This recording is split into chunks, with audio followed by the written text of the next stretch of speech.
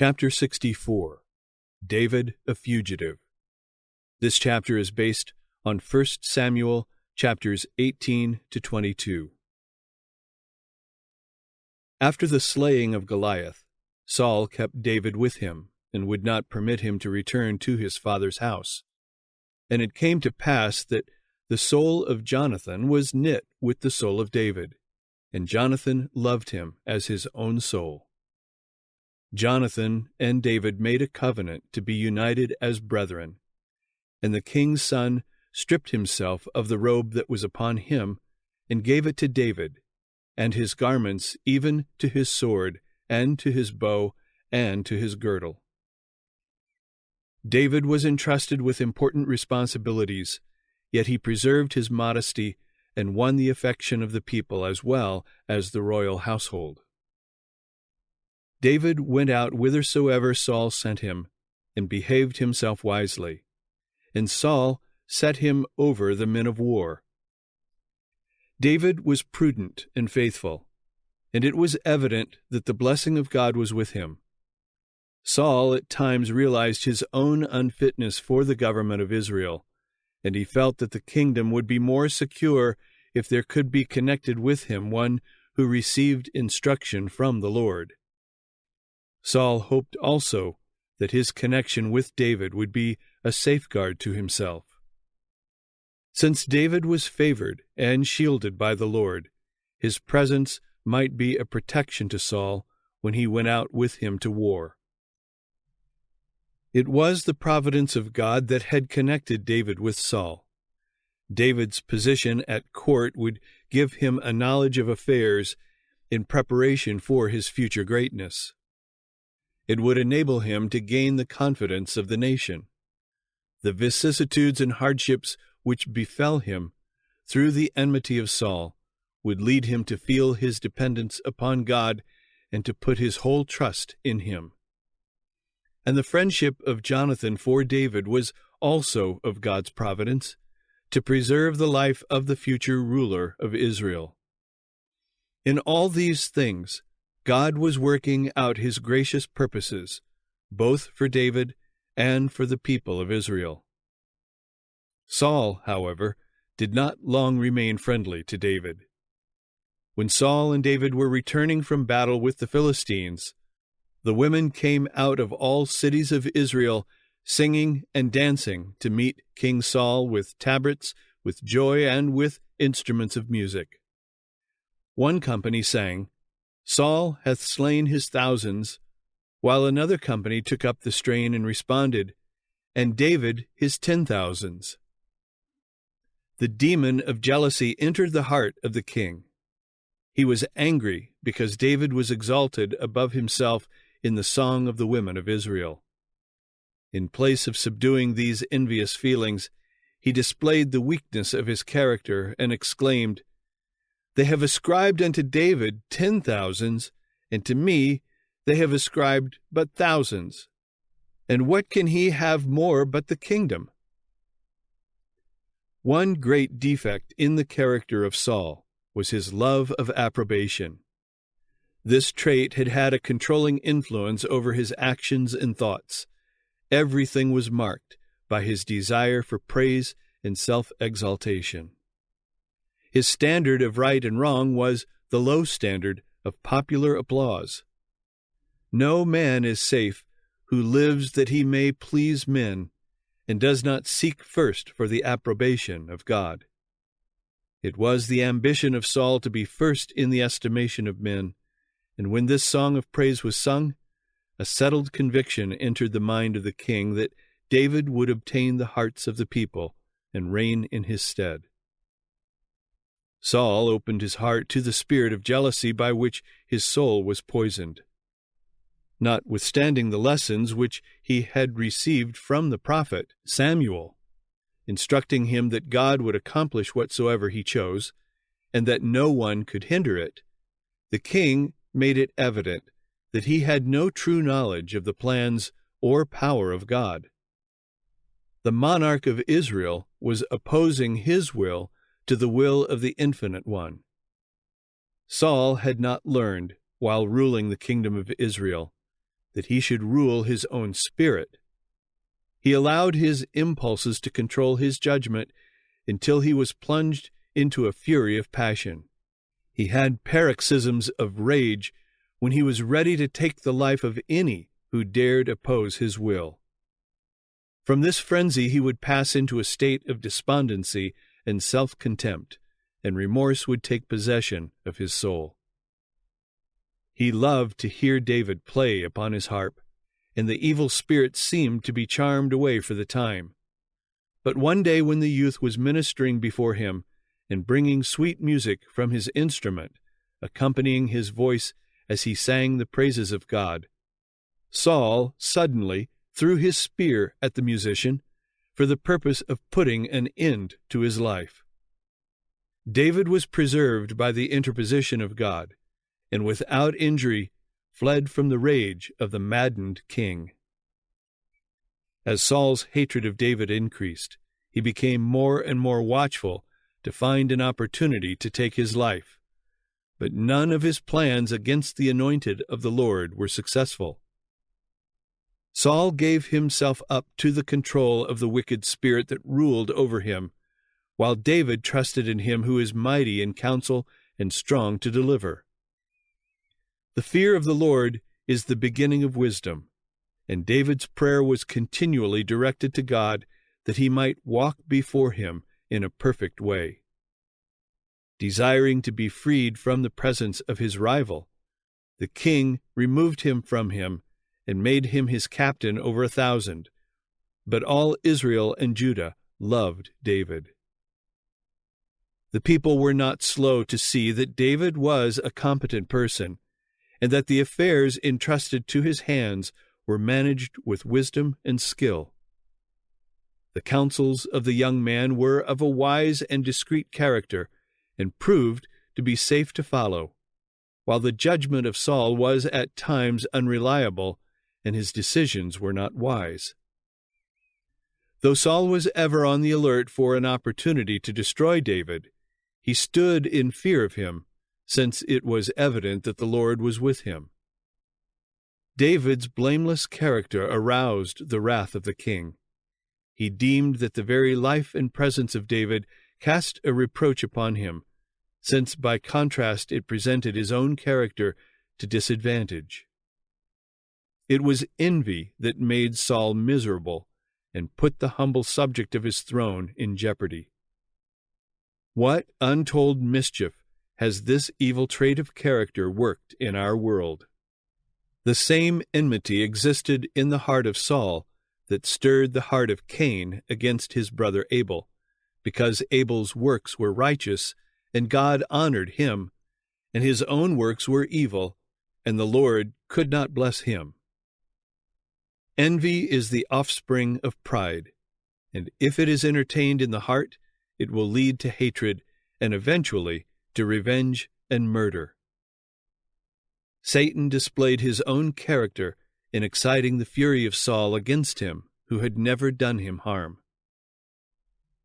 The king kept a strict watch upon David, hoping to find some occasion of indiscretion or rashness that might serve as an excuse to bring him into disgrace. He felt that he could not be satisfied until he could take the young man's life and still be justified before the nation for his evil act. He laid a snare for the feet of David, urging him to conduct the war against the Philistines with still greater vigor, and promising, as a reward of his valor, an alliance with the eldest daughter of the royal house. To this proposal, David's modest answer was, "Who am I, and what is my life or my father's family in Israel, that I should be son-in-law to the king?" The monarch manifested his insincerity by wedding the princess to another.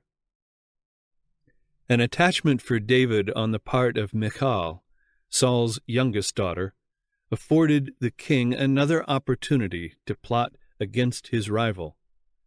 Michal's hand was offered the young man on condition that evidence should be given of the defeat and slaughter of a specified number of their national foes. Saul thought to make David fall by the hand of the Philistines. But God shielded his servant. David returned a victor from the battle to become the king's son-in-law. Michal, Saul's daughter, loved him, and the monarch, enraged, saw that his plots had resulted in the elevation of him whom he sought to destroy. He was still more assured that this was the man whom the Lord had said was better than he, and who should reign on the throne of Israel in his place. Throwing off all disguise, he issued a command to Jonathan and to the officers of the court to take the life of the one he hated. Jonathan revealed the king's intention to David and bade him conceal himself while he would plead with his father to spare the life of the deliverer of Israel. He presented before the king what David had done to preserve the honor and even the life of the nation, and what terrible guilt would rest upon the murderer of the one whom God had used to scatter their enemies. The conscience of the king was touched, and his heart was softened. And Saul sware, As the Lord liveth, he shall not be slain.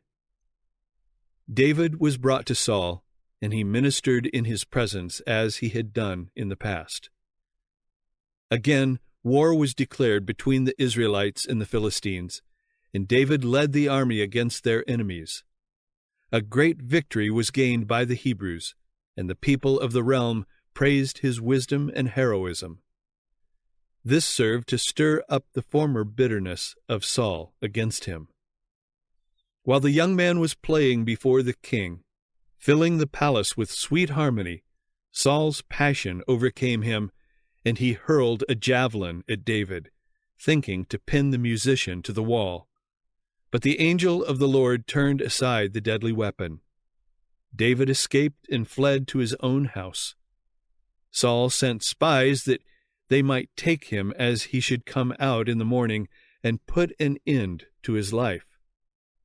Michal informed David of the purpose of her father. She urged him to flee for his life and let him down from the window, thus enabling him to make his escape. He fled to Samuel at Ramah, and the prophet, fearless of the king's displeasure, welcomed the fugitive. The home of Samuel was a peaceful place in contrast with the royal palace. It was here, amid the hills, that the honored servant of the Lord continued his work. A company of seers was with him, and they studied closely the will of God and listened reverently to the words of instruction that fell from the lips of Samuel. Precious were the lessons that David learned from the teacher of Israel. David believed that the troops of Saul would not be ordered to invade this sacred place, but no place seemed to be sacred to the darkened mind of the desperate king. David's connection with Samuel aroused the jealousy of the king, lest he who was revered as a prophet of God throughout all Israel should lend his influence to the advancement of Saul's rival. When the king learned where David was, he sent officers to bring him to Gibeah, where he intended to carry out his murderous design. The messengers went on their way, intent upon taking David's life, but one greater than Saul controlled them. They were met by unseen angels, as was Balaam when he was on his way to curse Israel. They began to utter prophetic sayings of what would occur in the future and proclaimed the glory and majesty of Jehovah. Thus God overruled the wrath of man and manifested his power to restrain evil, while he walled in his servant by a guard of angels. The tidings reached Saul as he eagerly waited to have David in his power, but instead of feeling the rebuke of God, he was still more exasperated and sent other messengers. These also were overpowered by the Spirit of God and united with the first in prophesying. The third embassage was sent by the king, but when they came into the company of the prophets, the divine influence fell upon them also, and they prophesied. Saul then decided that he himself would go, for his fierce enmity had become uncontrollable. He was determined to wait for no further chance to kill David. As soon as he should come within reach of him, he intended with his own hand to slay him, whatever might be the consequences. But an angel of God met him on the way and controlled him. The Spirit of God held him in its power, and he went forward uttering prayers to God, interspersed with predictions and sacred melodies. He prophesied of the coming Messiah as the world's Redeemer. When he came to the prophet's home in Ramah, he laid aside the outer garments that betokened his rank, and all day and all night he lay before Samuel and his pupils under the influence of the divine Spirit. The people were drawn together to witness this strange scene, and the experience of the king was reported far and wide. Thus again, near the close of his reign, it became a proverb in Israel that Saul also was among the prophets. Again, the persecutor was defeated in his purpose. He assured David that he was at peace with him, but David had little confidence in the king's repentance. He took this opportunity to escape, lest the mood of the king should change as formerly. His heart was wounded within him, and he longed to see his friend Jonathan once more. Conscious of his innocence, he sought the king's son and made a most touching appeal. "What have I done?" he asked. "What is mine iniquity? And what is my sin before thy father, that he seeketh my life?" Jonathan believed that his father had changed his purpose and no longer intended to take the life of David. And Jonathan said unto him, "God forbid, thou shalt not die. Behold, my father will do nothing either great or small, but that he will show it me. And why should my father hide this thing from me? It is not so." After the remarkable exhibition of the power of God, Jonathan could not believe that his father would still harm David, since this would be manifest rebellion against God. But David was not convinced.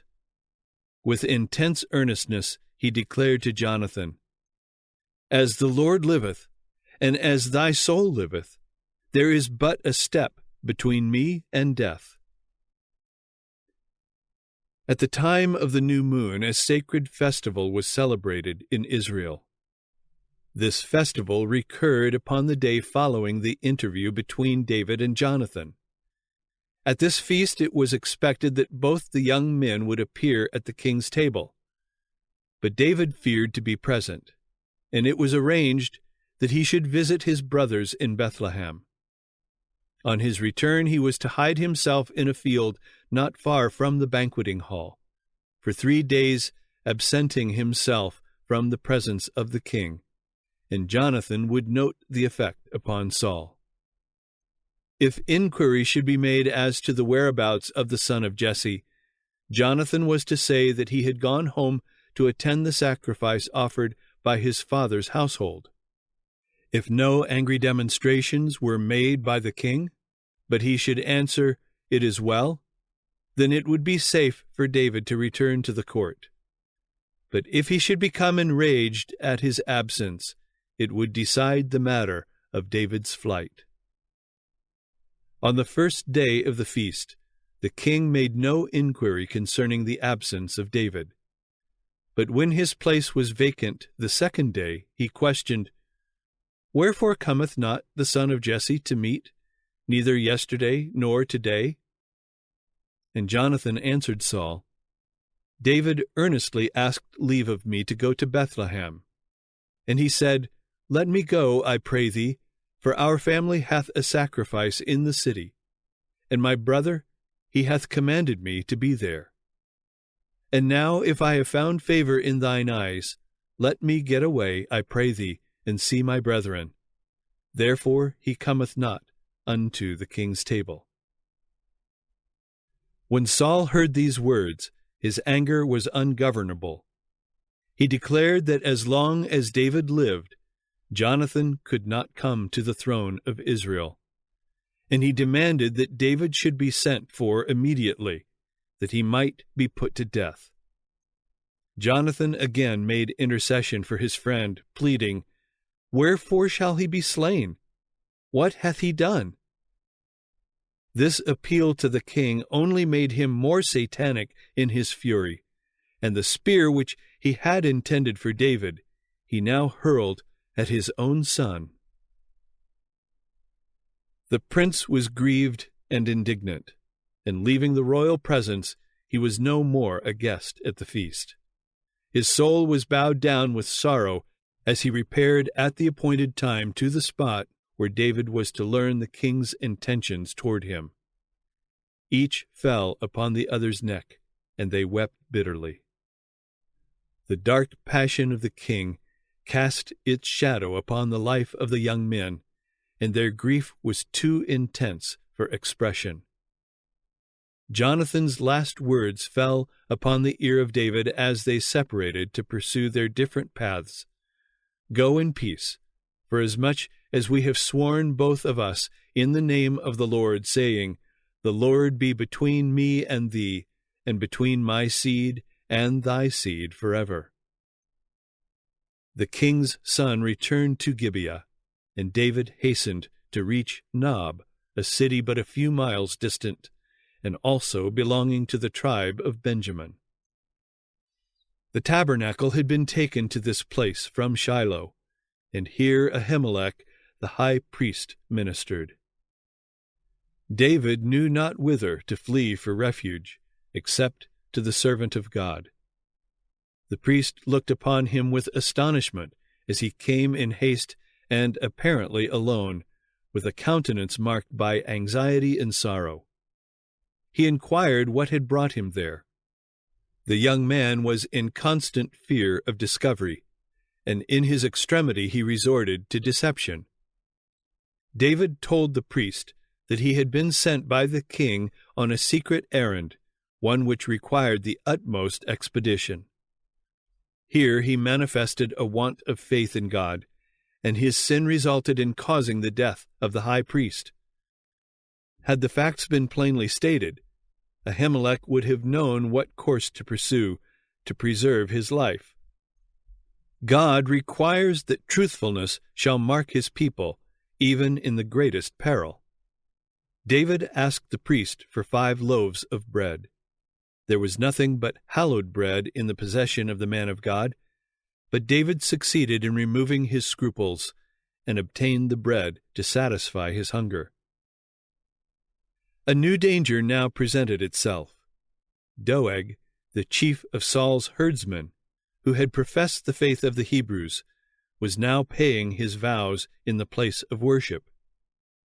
At sight of this man, David determined to make haste to secure another place of refuge, and to obtain some weapon with which to defend himself if defense should become necessary. He asked Ahimelech for a sword, and was told that he had none except the sword of Goliath, which had been kept as a relic in the tabernacle. David replied, "There is none like that. Give it me." His courage revived as he grasped the sword that he had once used in destroying the champion of the Philistines. David fled to Achish, the king of Gath, for he felt that there was more safety in the midst of the enemies of his people than in the dominions of Saul. But it was reported to Achish that David was the man who had slain the Philistine champion years before, and now he who had sought refuge with the foes of Israel found himself in great peril. But, feigning madness, he deceived his enemies, and thus made his escape. The first error of David was his distrust of God at Nob, and his second mistake was his deception before Achish. David had displayed noble traits of character, and his moral worth had won him favor with the people. But as trial came upon him, his faith was shaken, and human weakness appeared. He saw in every man a spy and a betrayer. In a great emergency, David had looked up to God with a steady eye of faith and had vanquished the Philistine giant. He believed in God. He went in his name. But as he had been hunted and persecuted, perplexity and distress had nearly hidden his heavenly Father from his sight. Yet this experience was serving to teach David wisdom, for it led him to realize his weakness and the necessity of constant dependence upon God. Oh, how precious is the sweet influence of the Spirit of God as it comes to depressed or despairing souls, encouraging the faint-hearted, strengthening the feeble, and imparting courage and help to the tried servants of the Lord. Oh, what a God is ours, who deals gently with the erring and manifests his patience and tenderness in adversity and when we are overwhelmed with some great sorrow. Every failure on the part of the children of God is due to their lack of faith. When shadows encompass the soul, when we want light and guidance, we must look up. There is light beyond the darkness. David ought not to have distrusted God for one moment. He had cause for trusting in him. He was the Lord's anointed, and in the midst of danger he had been protected by the angels of God. He had been armed with courage to do wonderful things, and if he had but removed his mind from the distressing situation in which he was placed, and had thought of God's power and majesty, he would have been at peace even in the midst of the shadows of death. He could with confidence have repeated the promise of the Lord, "The mountains shall depart, and the hills be removed, but my kindness shall not depart from thee, neither shall the covenant of my peace be removed." Isaiah 54, verse 10. Among the mountains of Judah, David sought refuge from the pursuit of Saul. He made good his escape to the cave of Adullam, a place that, with a small force, could be held against a large army. And when his brethren and all his father's house heard it, they went down thither to him. The family of David could not feel secure, knowing that at any time the unreasonable suspicions of Saul might be directed against them on account of their relation to David. They had now learned, what was coming to be generally known in Israel, that God had chosen David as the future ruler of his people, and they believed that they would be safer with him, even though he was a fugitive in a lonely cave, than they could be while exposed to the insane madness of a jealous king. In the cave of Adullam, the family were united in sympathy and affection. The son of Jesse could make melody with voice and harp as he sang, "Behold, how good and how pleasant it is for brethren to dwell together in unity." Psalm 133, verse 1. He had tasted the bitterness of distrust on the part of his own brothers, and the harmony that had taken the place of discord brought joy to the exile's heart. It was here that David composed the 57th Psalm. It was not long before David's company was joined by others who desired to escape the exactions of the king. There were many who had lost confidence in the ruler of Israel, for they could see that he was no longer guided by the Spirit of the Lord.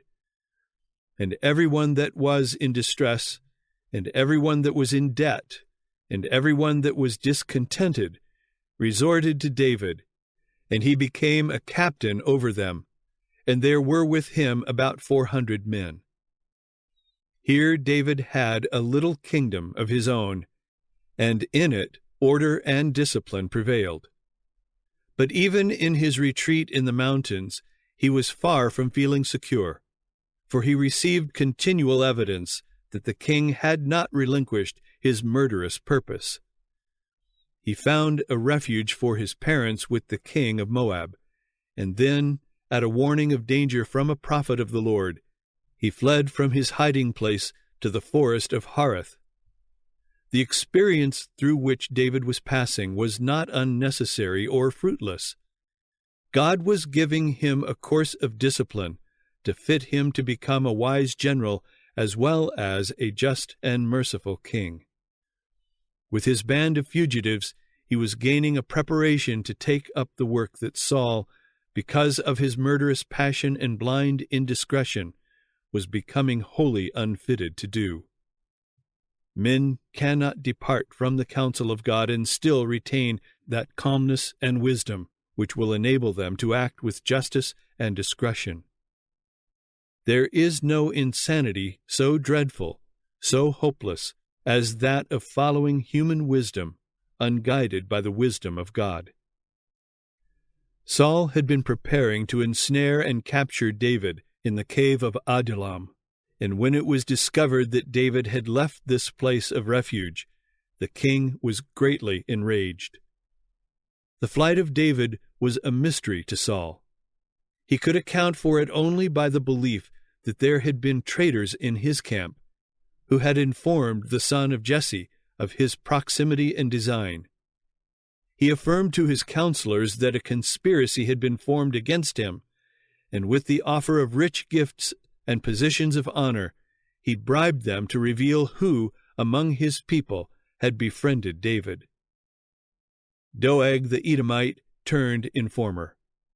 Moved by ambition and avarice, and by hatred of the priest who had reproved his sins, Doeg reported David's visit to Ahimelech, representing the matter in such a light as to kindle Saul's anger against the man of God. The words of that mischievous tongue, set on fire of hell, stirred up the worst passions in Saul's heart. Maddened with rage, he declared that the whole family of the priest should perish.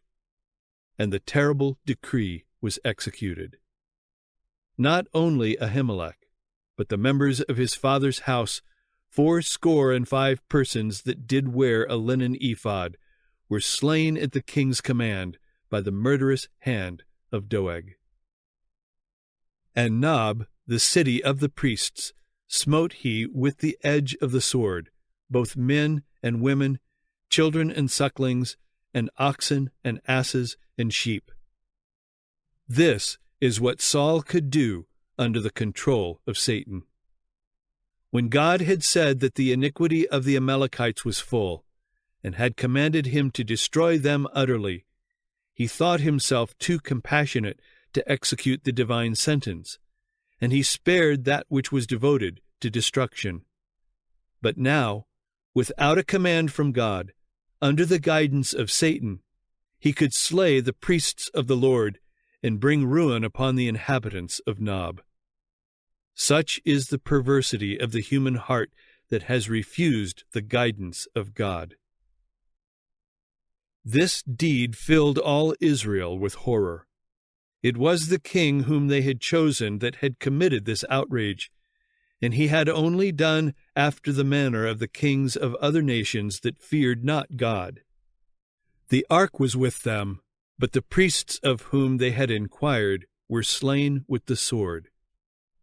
What would come next?